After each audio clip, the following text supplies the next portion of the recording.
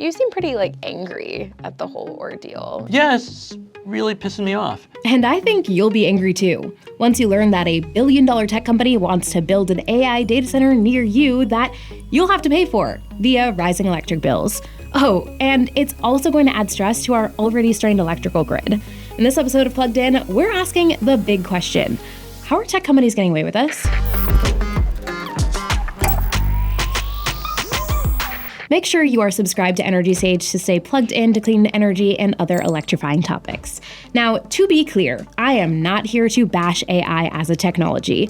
I'm talking specifically about AI data centers, how much power they're using, and why that is going to cost you money.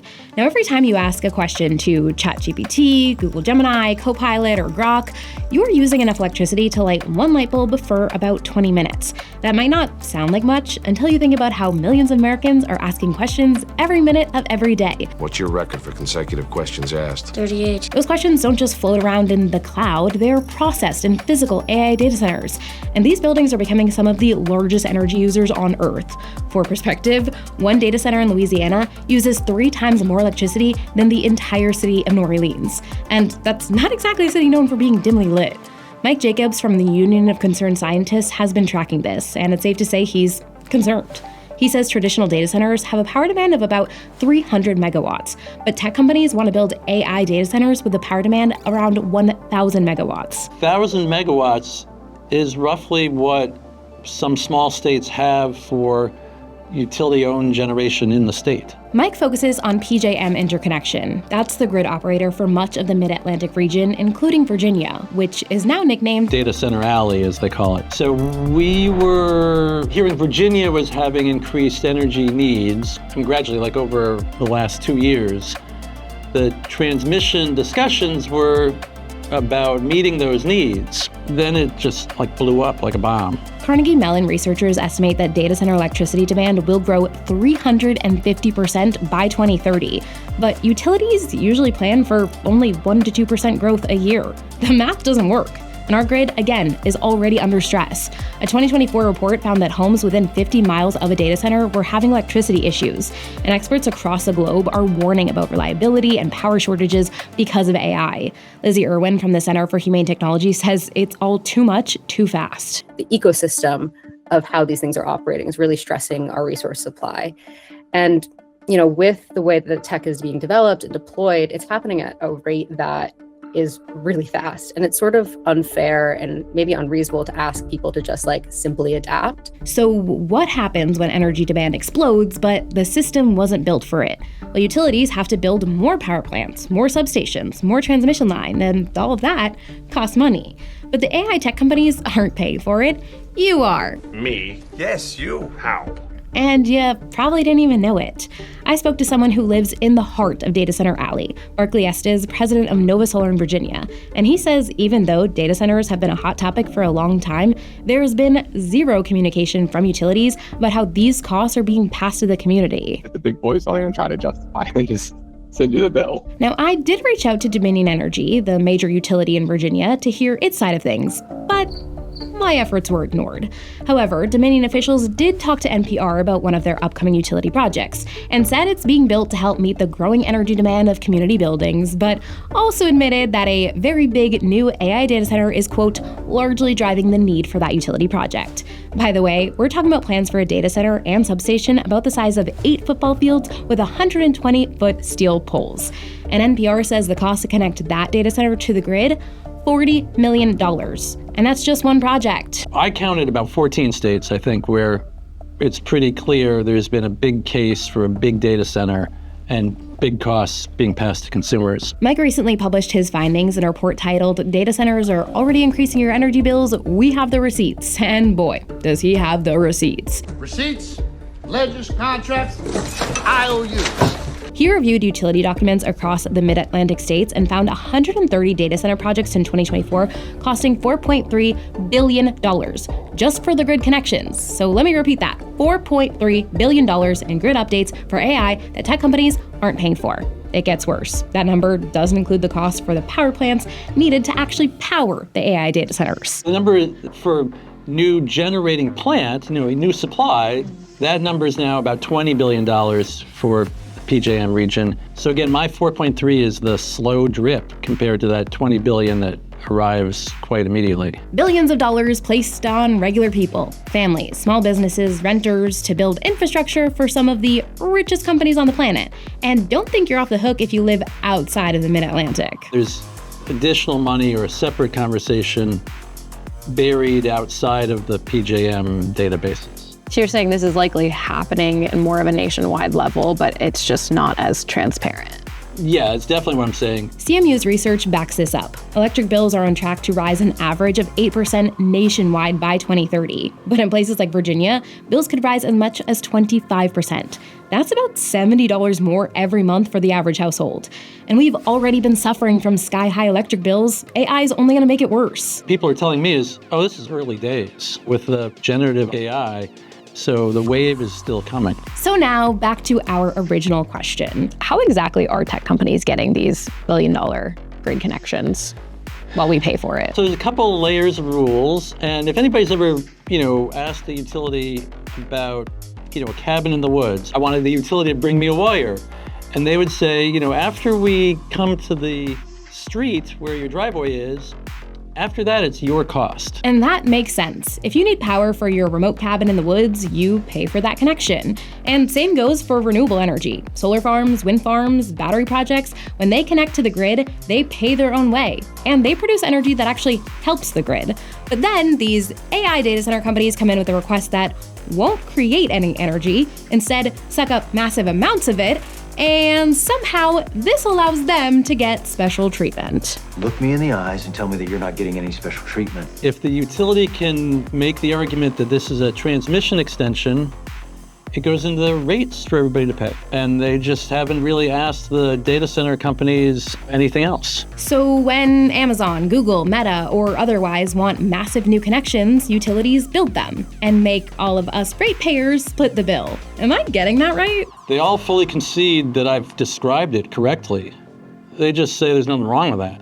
Oh, so they just justify it as like, this is fine. Those are the rules. Now, there is talk to change the rules. Several governors from the PJM states met with the current administration in January to discuss forcing data centers to pay for new power plants and protecting ratepayers by capping utility prices. We support it.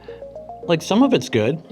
And lots of it will teach a lot of folks. But there are some problems here, and energy experts like Mike are skeptical that those changes would happen anytime soon. There's a whole lot of, how are you going to do this? Still to be worked out. Especially because current proposals say data centers will get their energy from new power plants, burning natural gas, nuclear, and even coal. Gross. Do you feel like that also feels like another dig at clean energy?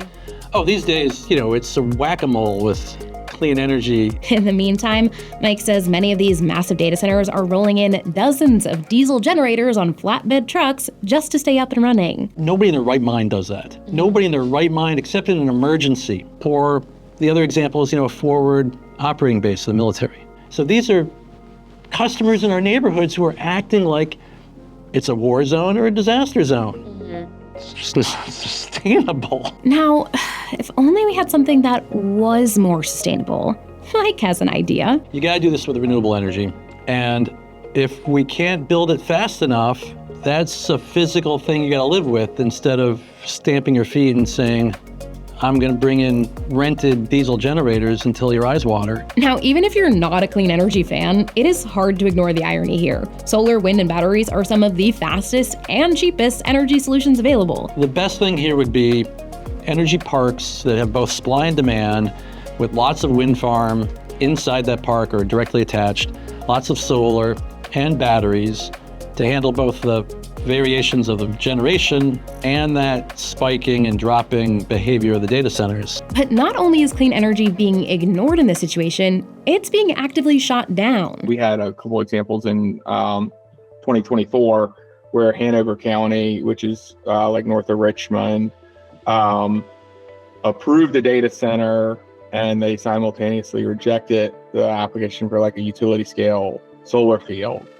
And Culpeper County did the same thing. So let me repeat that. Virginia counties are approving massive energy-hungry data centers while rejecting solar projects that could help to power them. This has been the saddest story I've ever seen in my career. If this were just about money, that would be one thing. The truth is we're talking about first blocking clean energy, but now we actually have an all-out shortage of power. So to keep data centers running and keep your lights on, utilities are using old, expensive, dirty fossil fuel plants and dozens of diesel generators, all to power AI. Now, tech companies will argue AI will revolutionize healthcare, education, scientific research, and maybe it will. I know AI is doing a lot of good, although it's also doing a lot of this.